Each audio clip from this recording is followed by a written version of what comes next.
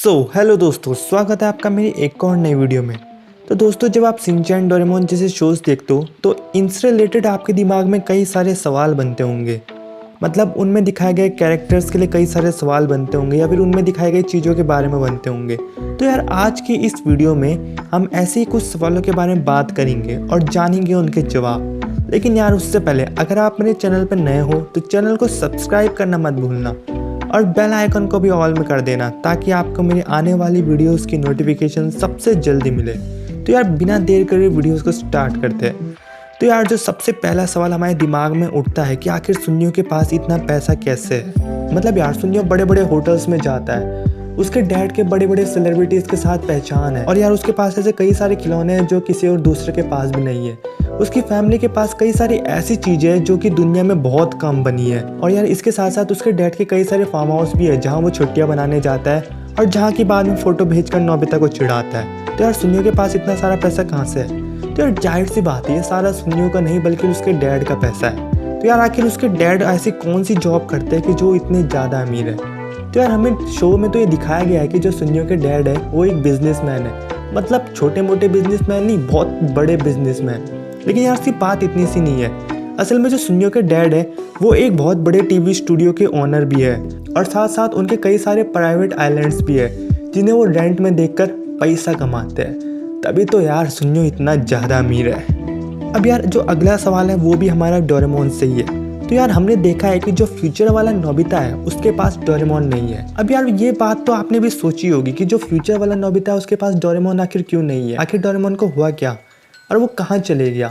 तो यार, बात असल में ये है कि जो डोरेमोन है वो वापस फ्यूचर में चले जाता है। अब यार, इसके पीछे कई रीजन्स हो सकते हैं। तो यार, जिसमें से एक रीज़न ये हो सकता है कि जो फ्यूचर में जो टाइम पेट्रोल है या फिर जो वहाँ की गवर्नमेंट है उसने टाइम ट्रैवल के लॉज को चेंज कर दिया हो।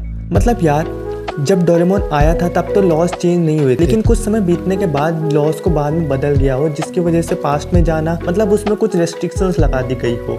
और यार, इसी वजह से डोरेमोन को भी पास्ट में नहीं रहने दिया गया और उसे वापस से फ्यूचर में बुला दिया गया हो।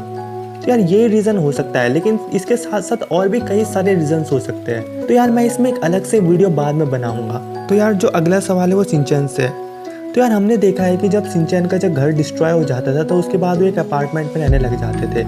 तो उस अपार्टमेंट में उनका एक पड़ोसी था जिसका नाम योंड्रो था। तो यार, योंड्रो मतलब हैट्रिक लगा चुका था फेल होने के मामले में।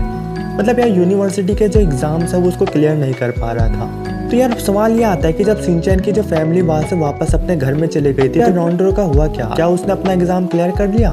तो यार, बात असल में ये है कि जो योंड्रो है उसने सच में अपना एग्ज़ाम क्लियर कर लिया था। मतलब यार, शिनचैन की फैमिली उसके लिए एक लकी चार्म बनकर आई थी, जिसके बाद उसने अपना यूनिवर्सिटी का एग्ज़ाम क्लियर कर लिया और बाद में उसे टोक्यो इंस्टीट्यूट ऑफ टेक्नोलॉजी में एडमिशन मिल गया था।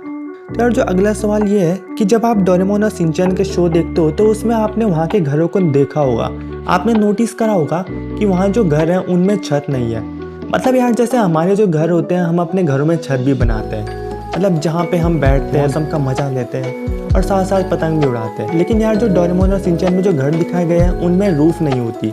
मतलब नोबिता के घर को देखो, शिनचैन के घर को देखो, उनके घर में छत नहीं है। मतलब उनकी जो छत है वो एक अलग ही डिज़ाइन की है, वो ट्रायंगुलर शेप में है। तो यार, इसके पीछे एक सिंपल सा रीज़न ये है कि जो वो घर है वो असल में ऐसे इलाके पर है जहाँ पर बर्फ़ भी गिरती है। अब देखो, अगर यार छत फ्लैट होगी तो बर्फ़ ऊपर जमा हो जाएगी और ज़्यादा बर्फ़ गिरने पर छत पर लोड पड़ेगा।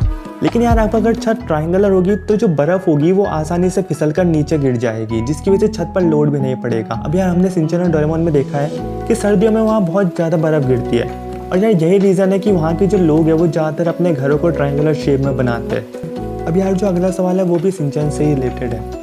तो यार, शिनचैन में हमने देखा है कि जो शिनचैन के स्कूल का प्रिंसिपल है वो अपनी जो स्कूल बस है वो उनको खुद चलाते हैं।